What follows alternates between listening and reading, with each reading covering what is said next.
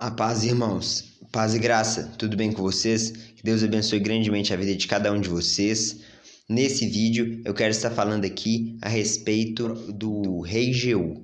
Então, o rei Jeú, ele é muito interessante aquela história ali, e eu quero estar fazendo uma análise de tudo que o rei Jeú fez, com base num texto que está lá em Oséias, no capítulo 1, quando fala que Deus vai castigar a casa de Jeú por causa do sangue que ele derramou em Jezreel.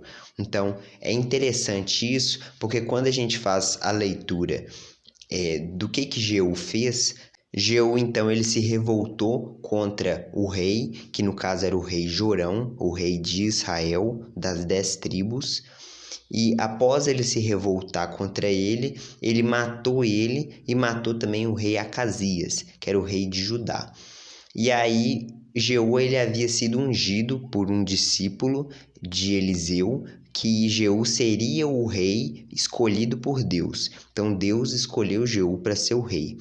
A questão é que quando a gente vê toda aquela revolta que Jeú fez, dá a entender que foi da vontade de Deus tudo aquilo que aconteceu. Afinal de contas, Deus havia ungido Jeú. Só que quando a gente analisa com mais detalhes, a gente vai perceber que as coisas não são bem assim. Então, a questão que faltou ali foi legitimidade, ainda não era a hora certa de agir. Eu vou estar mostrando isso com base nas escrituras. Então, vocês vão gostar aí de tudo que eu vou estar falando. Acompanhe o raciocínio. Em Oséias, no capítulo 1, vai falar assim: Disse o Senhor: Põe-lhe o nome de Jezreel, porque daqui a pouco castigarei pelo sangue de Jezreel a casa de Jeú, e farei cessar o reino da casa de Israel. Naquele dia quebrarei o arco de Israel, no vale de Jezreel. Então Deus está falando que ele vai castigar a casa de Jeú por causa do sangue que foi derramado em Jezreel. E aí fala de quebrar o arco de Israel. Então, quebrar o arco de Israel foi quando as 10 tribos elas foram dispersas em todo o mundo. E aí isso aconteceu em 722 a.C. A questão é que Deus está falando que vai castigar a casa de Jeú por causa do sangue que foi derramado em Jezreel. Esse sangue é o sangue do rei, do monarca de Israel e do rei também de Judá, da própria Jezabel. Então todo aquele sangue que foi derramado ali, Deus está falando que vai castigar Jeú, a casa de Jeú, por causa disso. Quando a gente faz a leitura, dá a entender que Jeú fez uma coisa justa. Só que Jeú ele não teve legitimidade para agir. Quando Jeú foi ungido rei, ele foi ungido da mesma forma que Davi foi ungido rei. Então Jeú deveria ter se espelhado na vida de Davi. Davi foi dito que ele tinha um coração segundo o coração de Deus e que haveria de fazer toda a vontade de Deus. Quando a gente lê isso, a gente acaba diminuindo Davi, achando que Davi fez uma coisa que qualquer um faria. Davi, mesmo o rei, o senhor dele, querendo matar ele, mesmo assim Davi não retrucou e Davi não matou Saul. Davi esperou, que sabia que ia chegar o tempo em que em batalha Saul haveria de morrer, e foi o que de fato aconteceu. Já Jeú, ele não teve essa mesma paciência, ele não teve a fé, ele não acreditou que, se Deus estava ungindo ele como rei, Deus haveria de eliminar o rei atual para que ele pudesse entrar no lugar. E não só isso, como as circunstâncias haveriam de colaborar para que o rei Jeú se tornasse um rei legítimo. A forma como Jeú fez, ele deu um golpe de estado. E foi um golpe de estado traiçoeiro. Então não é que ele reuniu uma multidão para ir lá e destruir o rei. Pelo contrário, ele deu um golpe traiçoeiro porque ele simplesmente chega até onde o rei estava e ele espera o rei vir até ele, e quando o rei vem de forma indefesa, Jeú vai e dá um golpe nele e também no rei Acasias. Então, quando a gente faz a leitura, a gente não percebe, mas não teve legitimidade o que Jeú fez. E é por isso que o profeta Oséias está reprovando aquilo que foi feito. Então, eu vou dar uma contextualizada também em tudo o que estava acontecendo naquela época. E, de uma certa forma, a gente entende a pressa que Jeú teve. Só que, de novo, Jeú não agiu de forma legítima, ele não teve legitimidade. Ele deveria ter respeitado a hierarquia que tinha sido imposta naquele momento. Deus havia ungido ele como rei e Deus haveria de trazer condições corretas para que ele pudesse assumir o trono. Da mesma forma como Davi, como eu já citei o exemplo. Davi foi ungido rei por Samuel, mas levou ainda muitos anos até que Davi realmente se tornasse rei. Da mesma forma, Jeú, ele foi ungido rei naquele momento, mas ainda ia levar um tempo até ele assumir o trono, até as condições se tornarem favoráveis para ele assumir o trono. E Jeú, ele não esperou isso, ele deu um golpe de estado. Seria a mesma coisa que Davi matasse Saul e tomasse o trono, seria exatamente a mesma coisa. Então, dando contextualização do que estava acontecendo no reino da casa de Israel naquele momento, tinha acontecido um erro muito gravíssimo, que era o fato de Acabe ele ter se casado com uma cananeia, que no caso Jezabel. E Jezabel, ela trouxe toda aquela cultura de adoração a Baal para o reino de Israel. Então ela perseguiu com muita ferocidade todos os servos de Deus, matando eles à espada. E ela implantou como obrigatoriedade ali o culto a Baal em toda a casa de Israel. Ela contaminou todo Israel, ela contaminou o rei, ela contaminou tudo com aquela religião imunda dela. E ela era completamente intolerante, ela matava quem ela quisesse matar, ela planejava a morte, como ela fez com Nabote, só para poder roubar a terra dele. Então, tudo que ela não tinha limite nenhum.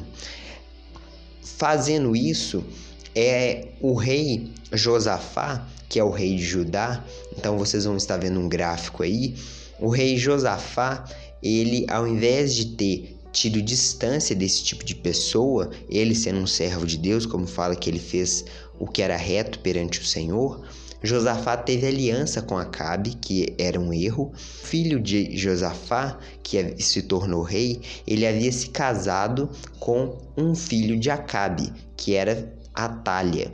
Então Atália, ela era uma mini Jezabel, tanto é que ela replicou depois no reino de Judá todas as obras da mãe dela. Ou seja, o Satanás conseguiu seduzir primeiramente o reino da casa de Israel através de Acabe, para que Jezabel conseguisse ser plantada ali. E depois Satanás conseguiu fazer com que a filha de Jezabel fosse plantada na casa de Judá.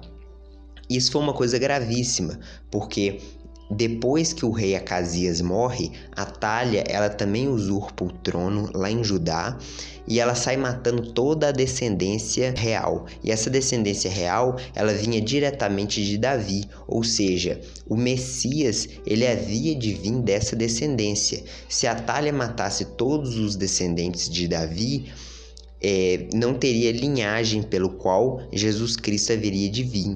Então a Bíblia, todas as profecias que os profetas proclamaram, elas haveriam de falhar. E se as profecias falhassem, não teria genealogia, então Satanás teria triunfado. Só que Deus sempre provém um escape, e esse escape foi Joás, um menino recém-nascido que foi guardado no templo até a hora certa dele tomar o trono.